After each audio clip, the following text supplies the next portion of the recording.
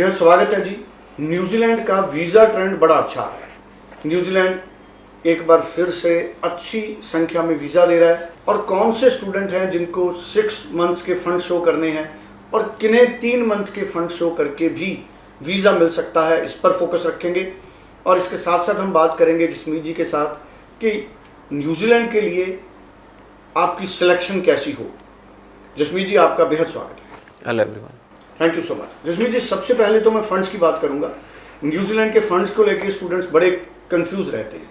अब आपका भी कहना है कि वीज़ा ट्रेंड बड़ा अच्छा है न्यूजीलैंड में। सबसे पहले तो वीज़ा सक्सेस रेट अचानक इतना तेज होने का रीज़न क्या है? Right now New Zealand opened after 3 years during Covid. आपको पता है 20, 21, 22 में न्यूजीलैंड बिल्कुल बंद रहा और उसके बाद 23 में भी New Zealand was taking time to absorb the covid shock.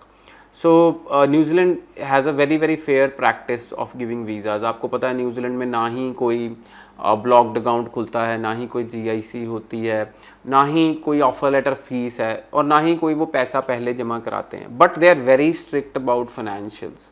So New Zealand में अगर आपके फंड्स 6 महीने पुराने हैं देन आपको वीज़ा बहुत ही ईजिली मिल सकता है। और अगर आपके फंड्स 3 मंथ्स ओल्ड हैं तो वो देखते हैं कि किस कैटेगरी में आपके पेरेंट्स की जॉब है या कैसे आपका जो सर्कमस्टांसेस इन इंडिया कैसे हैं।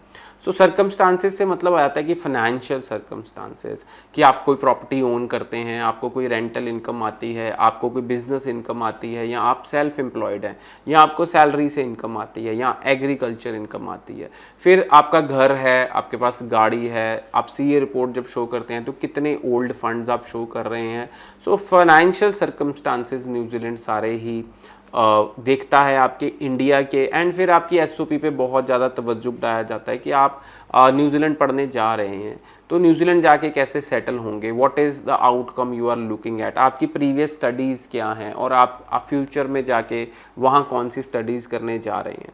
सो न्यूजीलैंड राइट नाउ आपको पता ही है कि ग्रीन लिस्ट कोर्सेज बनाए गए, ग्रीन लिस्ट बनाई गई लास्ट ईयर, जिनके अंदर कहा गया कि ये कोर्स अगर आप करेंगे तो आपको जितनी ड्यूरेशन होगी कोर्स की उतने ड्यूरेशन का ही वर्क परमिट मिलेगा।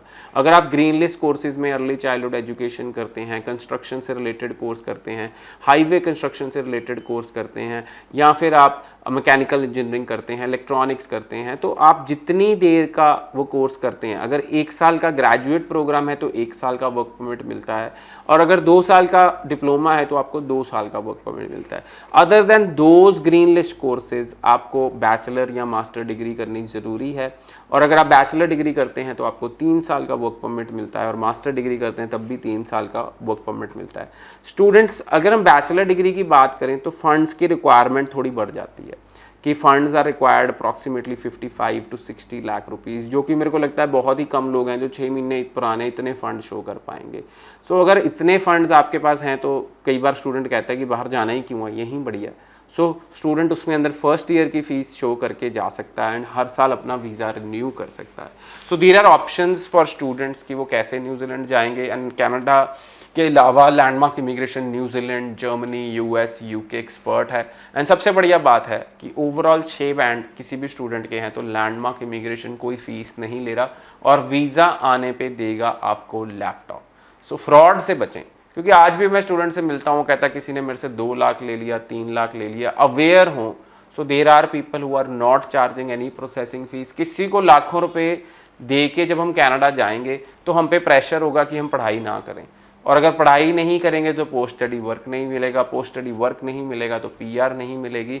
So student, go without any pressure and don't give anybody lakhs of rupees hard earned money. We will do your visa free of cost. बिल्कुल जी। सो ये बड़ा महत्वपूर्ण है, बड़ा इंपॉर्टेंट है। जसमीत जी ने जो हमारे साथ बातें शेयर की हैं, मुझे लगता है स्टूडेंट्स इन पर फोकस करेंगे। 90413 90412 स्क्रीन पे नंबर है।